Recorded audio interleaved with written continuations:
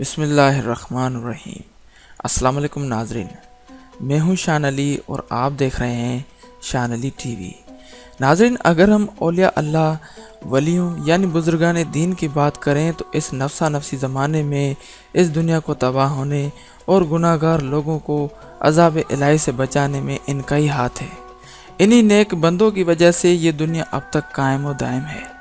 ناظرین، بہت سارے ایسے درویش یعنی ولی ہیں جنہوں نے اپنی عبادتوں، اپنی محنتوں اور اپنی کرامتوں کی طاقت سے ہر دور کے لوگوں کو اپنی چوکھٹوں پہ سر جھکانے پر مجبور کر دیا۔ انہی بزرگان دین میں سید بلاول شاہ نورانی بھی شامل ہیں، جنہیں آپ شاہ نورانی کے نام سے جانتے ہوں گے۔ ناظرین، آج کی یہ ویڈیو اسلامک سٹوریز کے حوالے سے ہمارے چینل پر یہ پہلی ویڈیو ہے۔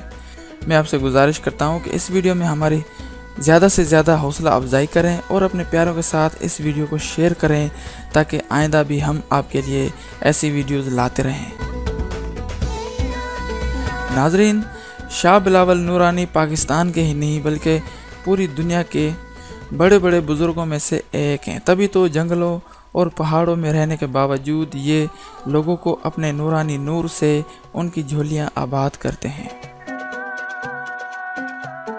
ناظرین، یہ اسلامی تاریخ میں سب سے اعلیٰ اور قدیم ترین بزرگ ہیں جن کی ولادت کے بارے میں یعنی پیدائش کے بارے میں کسی کو کچھ معلوم نہیں، بس ان کی رحلت یعنی اس دن کے بارے میں پتہ ہے جب انہوں نے اس دنیا کو ظاہری طور پر رخصت کیا۔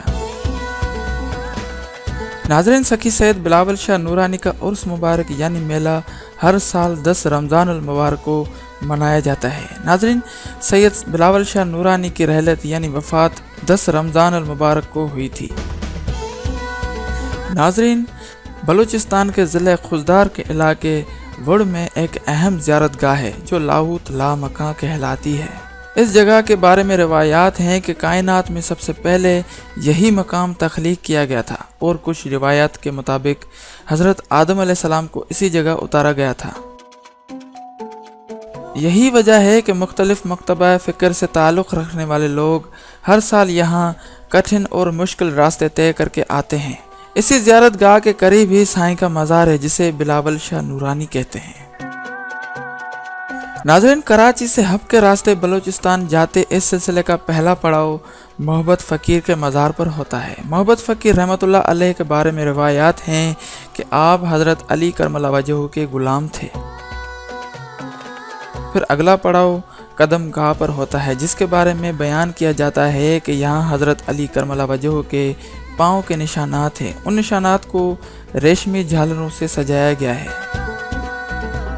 یہیں پر ایک پتھر ایسا بھی رکھا ہوا ہے جو روایات کے مطابق کھاٹ جبل سے لایا گیا ہے، جس پر واضح اور قدرتی طور پر کلمہ طیبہ لکھا ہوا ہے۔ کھاٹ جبل کو یہ نام اس لیے ملا کہ روایت کے مطابق اس جبل پر ایک بزرگ کی چارپائی رکھی جاتی تھی اور سندھی زبان میں چارپائی کو کھٹ یا کھاٹ کہا جاتا ہے۔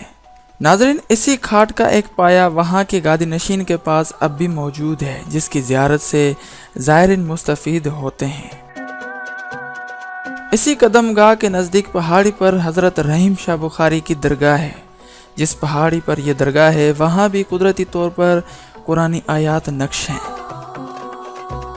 ناظرین، شاہ بلاول نورانی رحمۃ اللہ علیہ کا مزار یہاں سے قریب ہی ہے۔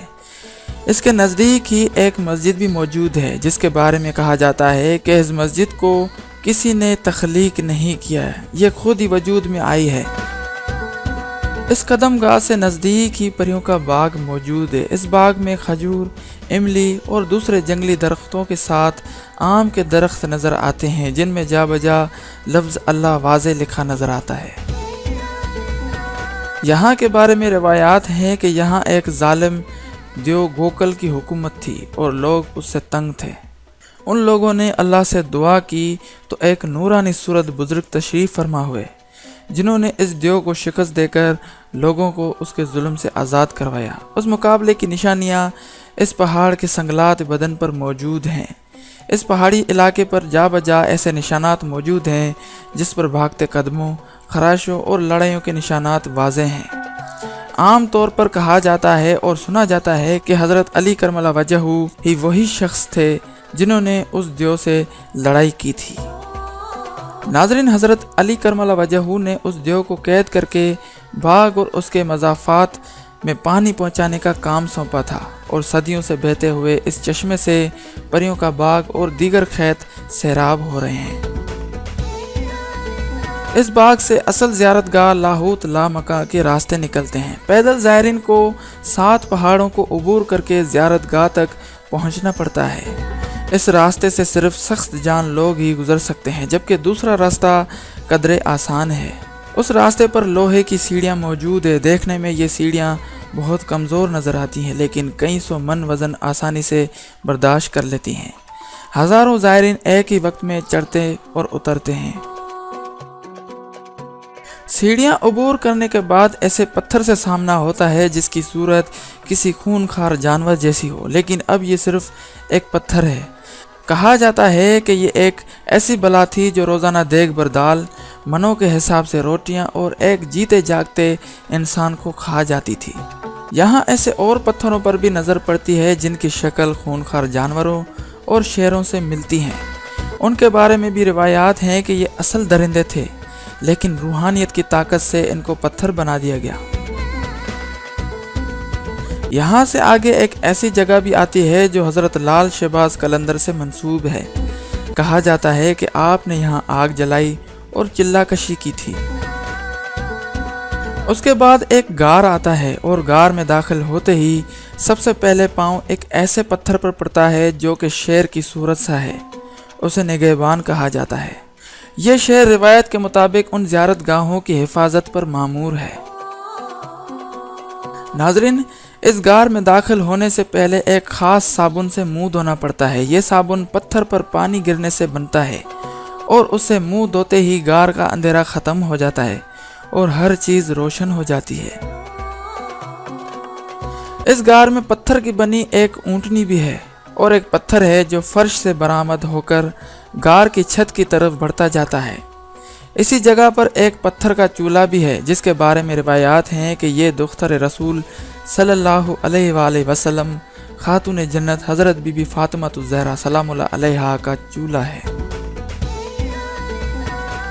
यहाँ एक कुदरती चश्मा भी मौजूद है जो सबील कहलाता है। इस चश्मे के नीचे एक कुदरती पत्थर का प्याला है जो ऐन इस प्याले के ऊपर पहाड़ से पानी टपका रहा है। नाज़रीन, इस गार के बाद एक और गार है जिसमें बहुत अंधेरा होता है और बहुत ज़्यादा फिसलन भी। इसमें इंसान सीधे रुख दाखिल नहीं हो सकता। गार के आखिरी दाने पर शाह नूरानी का आस्ताना मौजूद है जहां वो चिल्ला कशी करते थे और इसके साथ एक चश्मा भी मौजूद है। नाज़रीन, इस सारे इलाके में पत्थर के बने अजीब व गरीब जानवर और परिंदे पाए जाते हैं। कहीं अजदे के मुंह से पानी टपक रहा है तो कहीं किसी और खूनखार जानवर की आंखों से। एक जगह भैंस के थनों से मुशाबा पत्थर हैं जहां से चश्मा निकल रहा है। रिवायात हैं कि इन पत्थरों से किसी ज़माने में दूध बहता था। भैंस के थनों से गुजरता पानी, बुलबुलों और चिड़ियों की मौजूदगी, हर इंसान का अपनी दुनिया में मगन होना एक अजीब ही आंखों को ठंडक, दिलो दिमाग को सुकून, राहत और सुरूर बख्शने वाला नज़ारा है। दोस्तों, उम्मीद करता हूँ ये वीडियो आपको ज़रूर पसंद आई होगी। अगर वीडियो पसंद आई हो तो लाइक और शेयर करना ना भूलें और अगर अभी तक आपने हमारे चैनल को सब्सक्राइब नहीं किया तो अभी सब्सक्राइब करें, क्योंकि मैं लाता रहता हूँ आपके लिए ऐसी दिलचस्प और मालूमाती वीडियोस। अपनी राय का इजहार करने के लिए कमेंट ज़रूर करें। Thanks for watching. अल्लाह हाफिज़।